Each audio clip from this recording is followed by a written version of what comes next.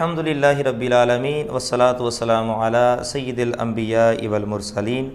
ناظرین کرام، قرب رمضان المبارک کی اسپیشل ٹرانسمیشن کے ساتھ محمد شفیق الرحمان حسان فیصل آباد رنگ HD کے سنگ ایک مرتبہ پھر حاضر ہے۔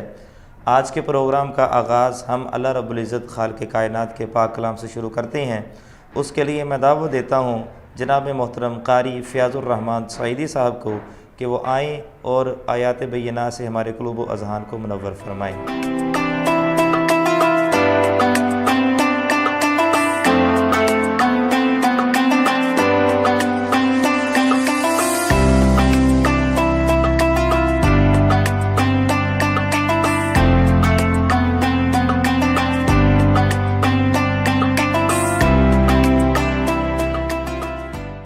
أعوذ بالله من الشيطان الرجيم.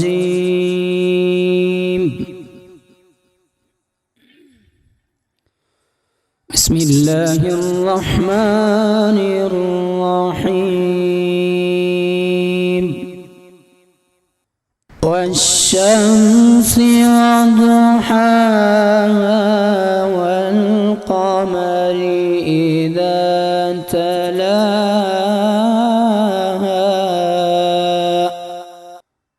والنهار إذا جلاها والليل إذا يغشاها والسماء وما بناها والشمس وضحاها والقمر إذا تلاها والنهار إذا جلاها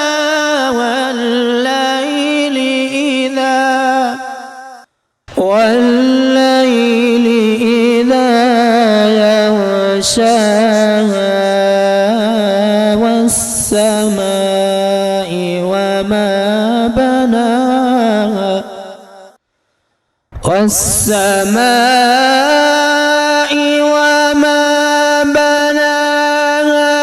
والأرض وما طحاها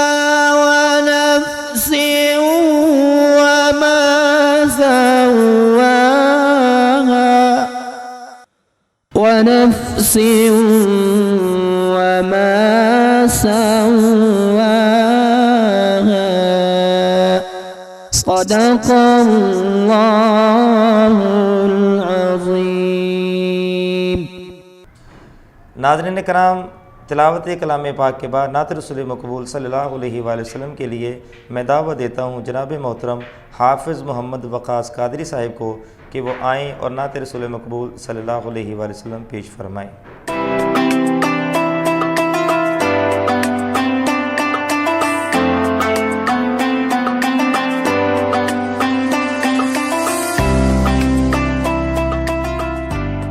میرا گدا میرا منگتا میرا غلام آئے، میرا گدا میرا منگتا میرا غلام آئے، خدا کرے ابھی طیبہ سے یہ پیام آئے، یہ پیام آئے، خدا کرے ابھی طیبہ سے یہ پیام آئے، میں اس یقین سے پلٹ آیا ان کی روزے سے، میں اس یقین سے پلٹ آیا ان کی روزے سے، وہ پھر کہیں گے کہ واپس میرا غلام آئے، میرا غلام آئے، وہ پھر کہیں گی کہ واپس میرا غلام آئے۔ غلام زہرا ہوں میں تو علی کا نوکر ہوں، غلام زہرا ہوں میں تو علی کا نوکر ہوں، ہمیشہ پنجتن نسبت ہی میرے کام آئے، ہاں میرے کام آئے، ہمیشہ پنجتن نسبت ہی میرے کام آئے۔ میرا گدا میرا منگتا میرا غلام آئے، خدا کرے ابھی طیبہ سے یہ پیام آئے۔ ناظرین کرام، آج کے ہمارے پروگرام کا آغاز اللہ رب العزت خالق کائنات کے پاک کلام سے شروع ہو چکا ہے۔ آج کا ہمارا موضوع نہایت ہی اہم موضوع ہے، اور اس کے لیے ہم نے دعوت دی ہے ہمارے نہایت ہی واجب الاحترام واجب المحترم حضرت علامہ مولانا پیر مفتی تنویر الحسن مدنی صاحب۔ آپ پرنسپل ہیں گیلانی اسلامک سینٹر کے، تو ہم آپ کو اپنے پروگرام میں خوش آمدید کہتے ہیں جی۔ ناظرین کرام، آج کا ہمارا موضوع ہے اعتکاف۔ چونکہ یہ آخری عشرہ شروع ہونے والا ہے اور بہت سارے احباب اس آخری عشرے میں اعتکاف کرتے ہیں، اعتکاف کے مسائل کو سمجھنا ہمارے لیے نہایت ہی ضروری ہے۔ تو ہم اپنے مہمان کی جانب بڑھتے ہیں۔ پیر صاحب، ہمیں یہ بتائیے کہ اعتکاف قرآن و حدیث کی روشنی میں اس کی کیا حیثیت ہے؟ جی بہت شکریہ شفیق الرحمان صاحب۔ بسم اللہ الرحمن الرحیم۔ قرآن مجید فرقان حمید میں اللہ تبارک و تعالی نے اس کا باقاعدہ ذکر فرمایا ہے، اور جناب حضرت ابراہیم علیہ السلام اور جناب اسماعیل علیہ السلام جی، یہ برگزیدہ ہستیاں جو رب تعالیٰ کے خلیل بھی ہیں، اللہ تعالیٰ نے سورہ بقرہ کے اندر ارشاد فرمایا ان دونوں ہستیوں سے انطہر بیتی للطائفین والعاکفین والرکع والسجود۔ اب یہاں پہ اللہ تعالیٰ نے فرمایا ان دونوں سے کہ یہ میرے گھر کو صاف ستھرا رکھیں طواف کرنے والوں کے لیے، والعاکفین اور اعتکاف کرنے والوں کے لیے، والرکع السجود اور رکوع کرنے والوں کے لیے اور سجود کرنے والوں کے لیے۔ اس سے پتہ چلا یہ اعتکاف پچھلی امتوں میں بھی ہوتا تھا۔ ٹھیک ہے۔ تو اعتکاف جو ہے ایک ایسا عمل ہے کہ نبی پاک صاحب الاولاق صلی اللہ علیہ وآلہ وسلم نے ارشاد فرمایا کہ من اعتکف ایمانا و احتسابا، جس نے ایمان کی حالت میں اور احتساباً اللہ کی رضا پانے کے لیے نیکی کی نیت سے اعتکاف کیا، تو آقا دو عالم صلی اللہ تعالی علیہ وآلہ وسلم نے فرمایا غفر لہ ما تقدم من ذنبہ، تو اس کے جو پہلے کے گناہ ہیں اللہ سارے معاف فرما دیتا ہے۔ سبحان اللہ۔ دوسری حدیث پاک میں ہے کہ آقا دو عالم علیہ السلام نے فرمایا ایک دن کا جو اعتکاف کرے، تو ارشاد فرمایا ایک دن کے اعتکاف کی برکت سے اللہ اس بندے کو اس بندے اور جہنم کے درمیان 3 خندقیں حائل کر دیتا ہے۔ پوچھا خندق کا فاصلہ کتنا ہے؟ فرمایا ایک خندق کا فاصلہ زمین و آسمان جتنا ہے۔ اور ایک اور حدیث پاک میں ارشاد فرمایا، مولا مشکل کشا شیر خدا اس حدیث کے راوی ہیں، ایک کے روایت کے مطابق مولا حسین رضی اللہ تعالیٰ عنہ اس حدیث کے راوی ہیں، نبی پاک صلی اللہ علیہ وآلہ وسلم نے ارشاد فرمایا من اعتکف فی شہر رمضان فی رمضان فکان کحجتین و عمرتین، او کما قال صلی اللہ علیہ وسلم، فرمایا جس نے ماہ رمضان میں اعتکاف فرمایا گویا کہ اس نے 2 حج 2 عمرے کیے۔ اللہ اور ایک روایت اور میں ذکر کروں، چوتھی روایت جو ہے، اور اس میں نبی پاک صلی اللہ علیہ وسلم نے ارشاد فرمایا کہ اعتکاف کرنے والا گناہوں سے بچا رہتا ہے، اچھا، اس کے لیے وہ نیکیاں لکھی جاتی ہیں جو نیکی کرنے والے کے لیے لکھی جاتی ہیں۔ اچھا۔ مطلب یہ کہ اعتکاف کی وجہ سے جو باہر وہ نیکیاں کر سکتا تھا اب اعتکاف میں نہیں کر سکا، ان کا اجر بھی بغیر کیے میرا رب عطا فرماتا ہے۔ اور پانچویں نسبت سے پانچویں روایت امام حسن بصری رحمہ اللہ اس کو نقل کرتے ہیں، تابعی ہیں، جلیل القدر، آپ فرماتے ہیں جو اعتکاف کرتا ہے نا ماہ رمضان میں، اور روزانہ ایک حج کا ثواب ملتا ہے۔ اللہ اکبر۔ تو یہ آپ قرآن پاک میں دیکھ لیجئے اس کا ذکر، اور حدیث میں اس کی کتنی اچھا، یعنی کہ یہاں سے یہ بھی پتہ چلا کہ اعتکاف ایک دن کا بھی ہو سکتا ہے۔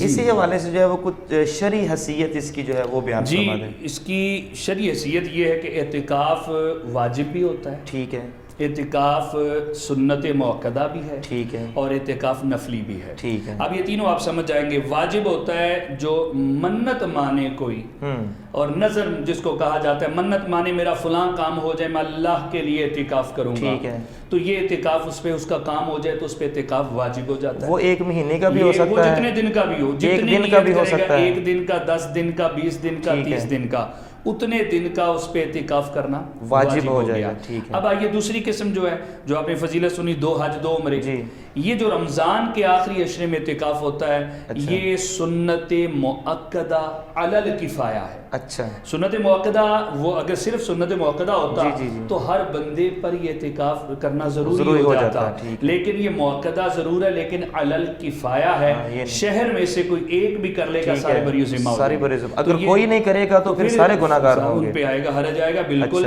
اور اگر یہ اعتکاف جو ہے ماہ رمضان کے آخری عشرے میں چکے ہوتا ہے، اب تیسرا جو آ گیا وہ نفلی ہے۔ ٹھیک ہے، نفلی اعتکاف جو ہے وہ جب بھی انسان آئے، 1 دن کا، 1 گھنٹے کا، ٹھیک ہے، 10 منٹ کے لیے آئے، مسجد میں آئے، وہ آ کے نیت کر لے کہ میں اعتکاف کی نیت کرتا ہوں۔ ٹھیک ہے۔ مدینہ طیبہ میں مسجد نبوی شریف کا پرانا دروازہ ہے، باب الرحمہ، ٹھیک ہے، اس دروازے پہ داخل ہوں تو سامنے ستون پر لکھا ہوا نویت سنت الاعتکاف۔ اچھا، مطلب یہ ہے کہ یہ قدیم چلتا آ رہا ہے فقہا نے کہ جب بھی مسجد میں آئیں، ناظرین بھی چیز پہ توجہ، جب بھی اللہ کے گھر میں جائیں اعتکاف کی نیت کر لیں۔ اچھا مفتی صاحب، ایسے بھی ہے کہ مسجد کے اندر سونا، کھانا، پینا یہ عام حالات میں جائز نہیں ہوتا، اور دنیاوی گفتگو تو ویسے نہیں کرنی چاہیے، لیکن جب مسجد میں آ جاتے ہیں، اگر وہاں پر کھانا ہے، پینا ہے، یا سونا ہے، یا لیٹنا ہے، خصوصاً مسافروں کے لیے، وہ اعتکاف کی نیت کرے گا؟ جی بالکل، یہ جو نفلی اعتکاف ہے اس کا یہی فائدہ ہے کہ مسجد میں کھانا پینا یہ ممنوع ہے، ٹھیک ہے۔ اگر آپ نے اعتکاف کی نیت کی ہوگی ضمناً یہ بھی جائز ہو جائے گا،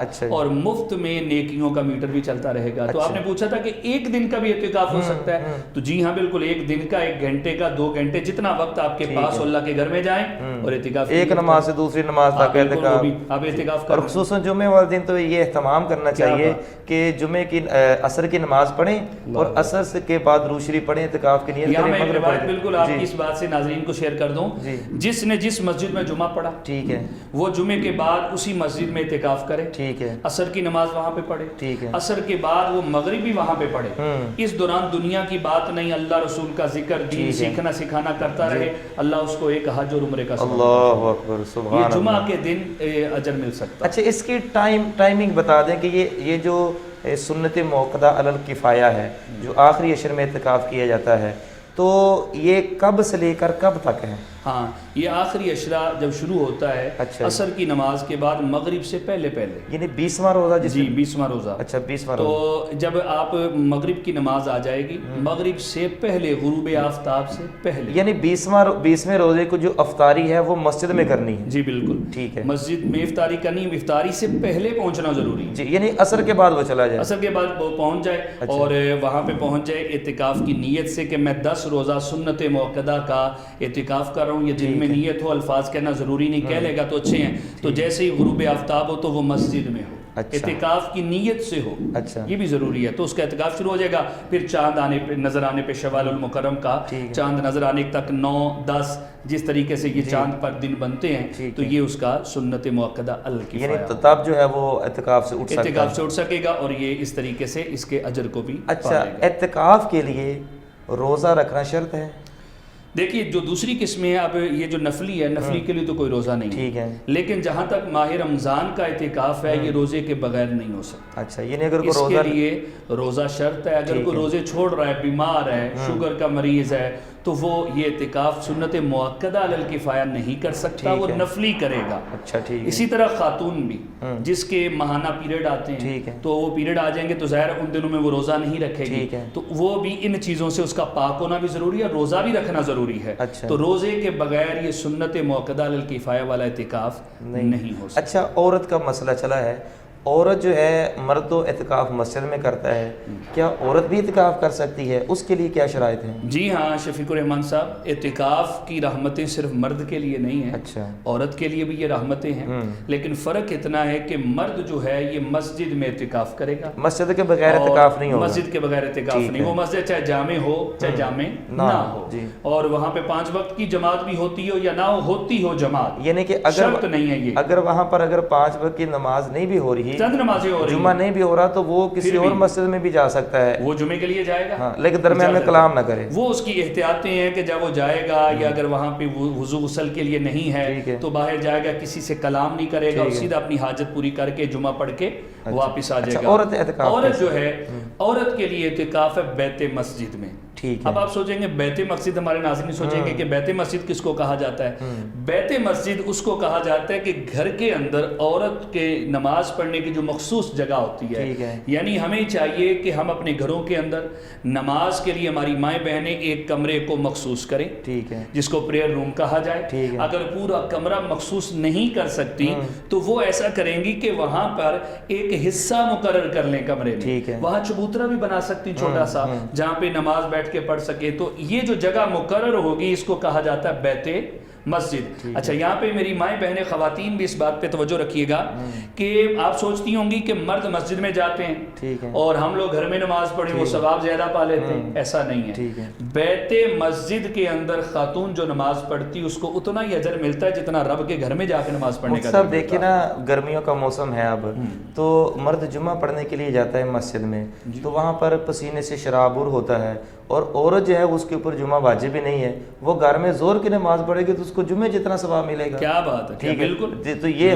ہمارے دین نے ان کے لیے آسانیاں پیدا فرمائی ہے، یہ تو آسانی ہے ان کے لیے۔ اب مرد جہاد پہ گیا ہے، عورت گھر میں رہ کر جو ہے وہ اس کی عزت آبرو کی حفاظت کرے، اس کو بھی جہاد جتنا ثواب ملے اجر مل رہا ہے۔ اچھا، عورت کی احتیاطیں کیا ہیں گھر کے اندر؟ عورت کے لیے ضروری یہ ہے کہ جس جگہ پہ وہ اعتکاف میں بیٹھے گی بلا ضرورت وہاں سے، یہ نہیں کہ وہاں اعتکاف میں بھی بیٹھی ہے کوکنگ بھی چل رہی ہے، اعتکاف میں بھی بیٹھی ہے دوسرے رومز میں اپنا کام بھی چل رہا ہے، یہ نہیں ہے۔ اچھا، اپنی بیت مسجد سے جو حصہ مقرر ہے وہاں بیٹھ کے اگر ضرورتاً سلائی کا کام ہے وہ کر سکتی ہے، مشورہ وہاں سے دے سکتی ہے، لیکن وہاں سے اگر بغیر ضرورت کے وضو ضرورت ہے، غسل ضرورت ہے، ٹھیک ہے، اور حاجت طبعی کے لیے وہ آ سکتی ہے، اس کے علاوہ بغیر ضرورت کے اٹھے گی اس کا اعتکاف ٹوٹ جائے گا۔ اگر اس کے ایام مخصوصہ جو ہے وہ اعتکاف کی حالت میں شروع ہو جائیں تو پھر وہ اعتکاف توڑ دے گی؟ ہاں، یہ اس کو توڑنا کیا پڑے گا، اس کو اعتکاف ٹوٹ جائے گا، اس کا اعتکاف خود یہ ہر خاتون کو چاہیے کہ یہ اپنا حساب دیکھے پیریڈ کا، کہ یہ ایام بیچ میں نہ آئیں، ورنہ اگر جیسے ہی آگے اس کا اعتکاف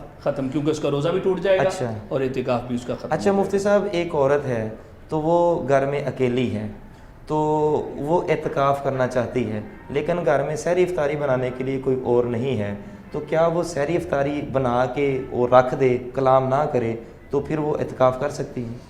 دیکھیں، اگر تو فی الواقع ایسی ہی صورت ہے کہ کوئی بھی پڑوسی یا کسی سے رشتہ داروں سے کہا گیا ہو ایسا نہ بنتا، ٹھیک ہے، کہ کوئی ان کو پہنچانے والا بھی نہ ہو، کوئی بازار سے خرید کے لا کے دینے والا بھی کوئی نہ ہو، ایسی صورت نہیں ہے، گھر میں وہ خود ہی تیار کرے گی تو پھر ضرورتاً وہ اپنی تیار کر سکتے، لیکن اس دوران میں وہ کسی سے کلمہ کلام نہ کرے۔ کلمہ کلام تو تب کرے گی کوئی ہوگا، اگر ہوگا تو وہ اس کو سحری لا کے دے گا، تو یہ تو وہ صورت ہے، ایک نادر صورت ہے کہ وہ ہے ہی نہیں، ٹھیک ہے، اگر کہیں ایسی واقع، ورنہ بندہ اعتکاف کرنا چاہے پڑوس والوں سے کہہ سکتا ہے، کوئی رشتہ داروں کو بلوا لیتا ہے، پڑوسیوں کی چھوٹی بچی وہ سحری دے جا سکتی ہے، ایک فرضی اگر صورت ہم بنائیں تو وہ ایک علیحدہ مستثنا ہو جائے گی۔ اچھا علامہ صاحب، آپ کی وسادت سے میں ناظرین کو یہ بھی کہنا چاہتا ہوں کہ جب آپ اپنا گھر اور مکان بناتے ہیں تو وہاں پر آپ مختلف چیزیں، یہ ٹی وی لاؤنج ہے، یہ بچوں کے کھیلنے کا روم ہے، یہ فلاں ہے، کم از کم ایک کمرہ جو ہے نا مخصوص رکھنا چاہیے نماز کے لیے، اس کا نام پریئر روم اس کو دینا چاہیے، اور وضو کے لیے بھی ایک مخصوص جگہ جو ہے وہ بنانی چاہیے۔ وضو چلو ویسے بھی ہو جاتا ہے، بیسن وغیرہ ہیں گھر میں ان پہ بھی، لیکن وضو خانہ ایک علیحدہ بنانا چاہیے کہ وہاں پر خصوصاً بیٹھ کر سنت کے مطابق قبلہ کی طرف منہ کر کے وضو کیا جائے۔ اچھا علامہ صاحب یہ بتائیے کہ اعتکاف کی احتیاطیں مردوں کے لیے کیا ہیں؟ جی، مردوں کے لیے میں ناظرین سے گزارش کروں گا کہ مرد کے لیے احتیاطیں اس قدر ہیں کہ بعض صورتیں ایسی جس میں اعتکاف ٹوٹ جائے گا۔ ٹھیک ہے۔ اعتکاف ہوتا ہے مسجد کے اندر۔ ٹھیک۔ مسجد کی 2-3 حالتیں ہوتی ہیں، ایک ہوتی عین مسجد، ٹھیک ہے، جس جگہ نماز پڑھی جائے اس کو عین مسجد کہا جاتا ہے۔ پھر مسجد سے متصل وضو خانہ، کچھ رومز بنے ہوتے ہیں، کوئی حجرہ ہوتا ہے، ان چیزوں کو فنائے مسجد کہا جاتا ہے، اور کچھ چیزیں خارج مسجد ہوتی ہیں۔ فنائے مسجد کے اندر معتکف آ سکتا ہے، اچھا وضو کرنے کے لیے یا حاجت کے بغیر بھی آ سکتا ہے، ٹھیک ہے، بغیر حاجت کے بھی آیا اس کا اعتکاف نہیں ٹوٹے گا، ٹھیک ہے۔ اور لیکن جو خارج مسجد ہے، خارج مسجد آپ یہ سمجھے ایک باؤنڈری لگی ہوتی ہے، وال ہوتی ہے، گیٹ ہوتا ہے باقاعدہ، اس سے باہر والا جو حصہ ہے وہ خارج مسجد، یعنی وہ پھر مسجد سے نکل جائے گا، مسجد سے نکل جائے گا۔ تو خارج مسجد میں اگر وہ ایک لمحے کے لیے بھی چلا گیا، اچھا، یا بعض اوقات ایسے مناظر دیکھنے میں آتے ہیں کہ وہ جاتے ہیں تو باہر کیا ہوتا ہے، باہر وضو خانے یا گیٹ کے پاس ہوتے ہیں، بعض بچے شرارتیں کرتے ہیں، تھوڑا سا دھکا بھی دیا، وہ باہر نکل گیا، پھر اندر آ گیا تو اعتکاف ٹوٹ جائے گا۔ تو خارج مسجد میں وہ رضامندی سے یا کسی کے دھکا دینے سے، کسی کے کھینچنے سے بھی ایک لمحے کے لیے باہر گیا، اس کا اعتکاف ٹوٹ جائے گا۔ باقی جو ہے معتکف کے لیے ضروری یہ ہے مسجد میں جب ہوگا تو عین مسجد میں وقت گزارے۔ اب جو دوسرے میں نے معتکف کے لیے کہا فنائے مسجد میں وہ جا سکتا ہے، اس کا یہ مطلب نہیں فنائے مسجد میں بعض کا روم بنے ہوتے ہیں، اے سی لگا ہوتا ہے، بیڈ لگے ہوتے ہیں، وہاں جا کے سوتا رہے بندہ اور نمازوں کے لیے مسجد میں آتا رہے، یہ مقصد فوت ہو جائے گا۔ اصل وہ عین مسجد میں رہے، عین مسجد میں رہے تو اللہ کے گھر کا احترام بہت لازم ہے، کیونکہ وہ یہ دیکھے کہ میں رب کے گھر میں بیٹھا ہوں، اللہ کے گھر کا احترام اتنا ہی زیادہ جتنی بڑی بارگاہ ہے، تو مسجد کے اندر دنیاوی گفتگو نہ ہو، حتیٰ کہ حدیث پاک میں فرمایا مباح کلام بھی دنیاوی کلام یہ نیکیوں کو کھا جاتا ہے۔ مسجد کے اندر آقا دو عالم علیہ السلام نے فرمایا ایک زمانہ آئے گا لوگ دنیا کی باتیں کریں گے، فرمایا تم ان کے پاس نہ بیٹھنا کیونکہ ان کو اللہ سے کچھ کام نہیں ہے۔ اور ایک اور مستدرک کی حدیث میں ارشاد فرمایا الضحک فی المسجد ظلمۃ، کہ مسجد میں یہ کہہ کے لگانا ہنسنا یہ قبر میں اندھیرے کا سبب بنتا ہے۔ تو میں ان ناظرین سے کہوں گا، ایسے نوجوانوں سے جو اعتکاف میں بیٹھتے ہیں، اکٹھے ہو جاتے ہیں، دوست ملنے آتے ہیں، گپے مارتے ہیں، دنیاوی موبائل کا استعمال چلتے ہیں، نیٹ چلاتے ہیں، اس طریقے سے یہ یقین کیجئے گا کہ وہ دنیاوی باتیں کر کے کہہ کے لگا کے اپنی نیکیاں بھی ضائع کرتے ہیں۔ پھر آئیے موبائل کی طرف، موبائل کا تو اعتکاف والے سے کوئی لنک ہی نہیں ہونا چاہیے، دنیا سے کٹ جانا چاہیے، یہ ہے کہ وہ بالکل ایک جگہ دھرنا دے کے بیٹھ گیا، وہ اپنے آپ کو کسی جگہ ٹھہرا دیا کہ اب میں بیٹھا ہوں، اب اللہ سے اللہ کی رحمت لے کے جاؤں گا، بخشش لے کے جاؤں گا۔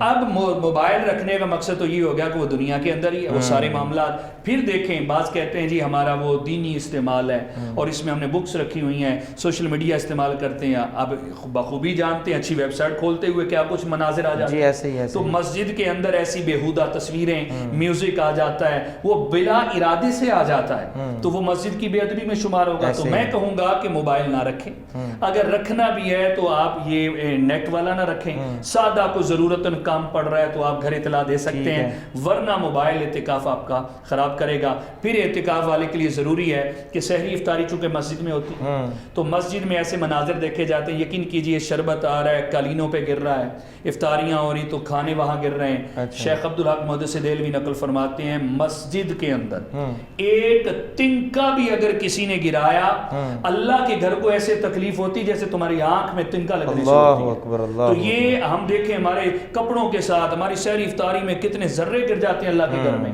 تو اس چیز کا معتکف خیال کرے کہ مسجد کا احترام کرنا ہے، اس میں بھاگنا نہیں، دوڑنا نہیں ہے، چلنا نہیں ہے، یعنی جب کھانے کا وقت ہو تو ایک دسترخوان ہونا چاہیے اور اسی کو جو ہے وہ آرام سے لپیٹ دینا چاہیے۔ اچھا مفتی صاحب ایک نہایت ہی عام مسئلہ ہے اعتکاف والوں کے لیے نہانا، بعض تو اتنی سختی کرتے ہیں کہ نہانا چاہیے ہی نہ، اور یہاں تک کہہ دیتے ہیں کہ اگر نہا لیا تو اعتکاف ٹوٹ جائے گا۔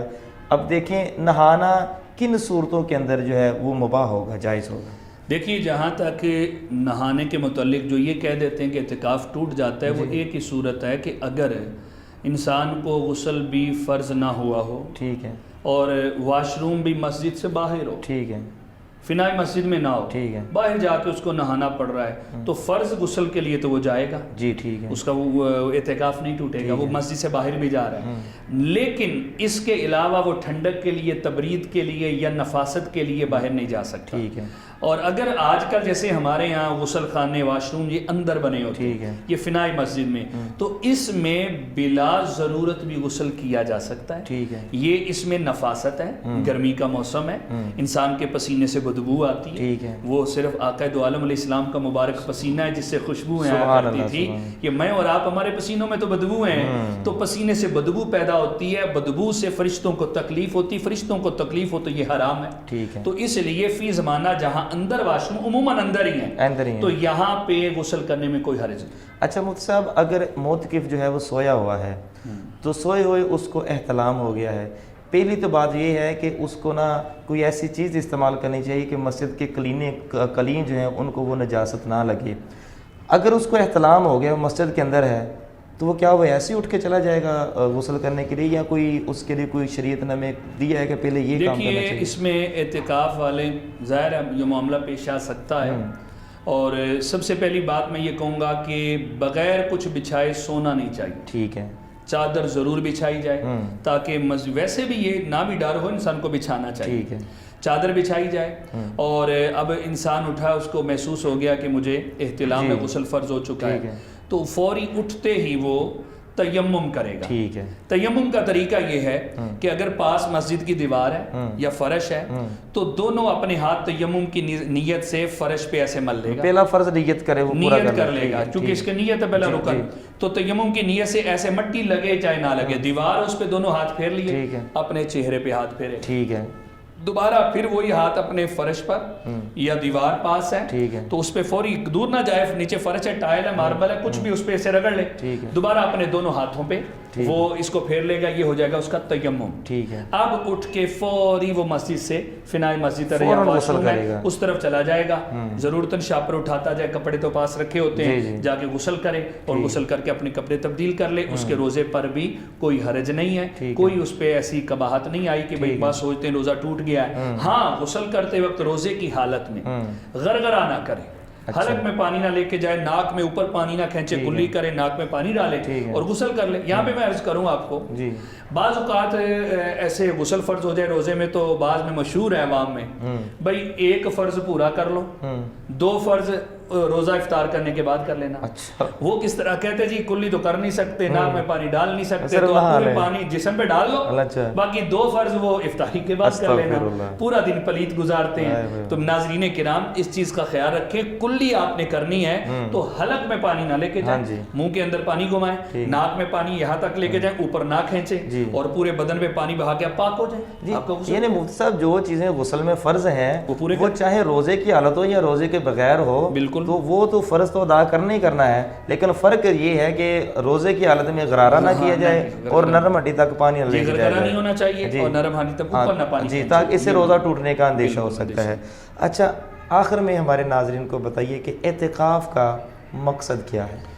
اعتکاف کا مقصد آقا دو عالم نور مجسم شاہ بنی آدم صلی اللہ علیہ وسلم نے جو اعتکاف فرمایا ہے وہ لیلۃ القدر کے حصول کے لیے۔ اچھا، نبی کا عمل جو ہوتا ہے امت کی تعلیم ہوتی ہے، سبحان اللہ، نبی پاک علیہ السلام نے ایک بار اعتکاف کیا، پہلے 20 دن کا، ٹھیک ہے، 10 دن 20 دن ہوئے نا، ترکی خیمہ تھا، تو آپ نے اس میں سے سر اقدس باہر نکالا، ٹھیک ہے، فرمایا کہ لیلۃ القدر کے لیے میں نے اعتکاف کیا، پہلے 2 عشروں میں لیلۃ القدر نہیں ہے، ٹھیک ہے، اب آخری عشرے کا اعتکاف میں کر رہا ہوں، جس نے اعتکاف کرنا ہے وہ میرے ساتھ کر لے کیونکہ لیلۃ القدر اس میں ہے۔ سبحان اللہ۔ اچھا، 2 چیزیں ملتی، ایک ترکی خیمے کا، اور ایک اماں جان فرماتی کھجور کی شاخوں کی ایک چارپائی بنی تھی، اچھا، پیارے نبی علیہ السلام نے اس پہ اعتکاف فرمایا. اچھا تو سریر پر چارپائی پر اعتکاف سنت ہے، لیکن فی زمانہ علماء نے منع فرمایا. ٹھیک ہے. سارے منجیاں چکنیاں لے ہونا، اب وہ مسجد کا بندہ تقدس چارپائی پامال لے ہوگا نا آئے گا تو پوری مسجد میں چارپائیوں کو سما ہوگا، تو اس لیے منع فرما دیا. ٹھیک ہے. اس لیے اچھا وہاں پہ صحابہ کی دیکھیں عادت دیکھیں، حضرت عبداللہ ابن عمر رضی اللہ تعالیٰ، ان کے شاگرد حضرت نافع ہیں، تابعی ہیں. انہوں نے ایک دن کہا استاد جی، استاد بھی ہے نا حضرت عبداللہ ابن عمر، کہا مجھے وہ جگہ دکھائیے جہاں حضور اعتکاف کرتے. سبحان اللہ. تو حضرت نافع نے پوچھا تو حضرت عبداللہ ابن عمر نے وہ جگہ دکھائی، انہوں نے وہاں نفل پڑھے.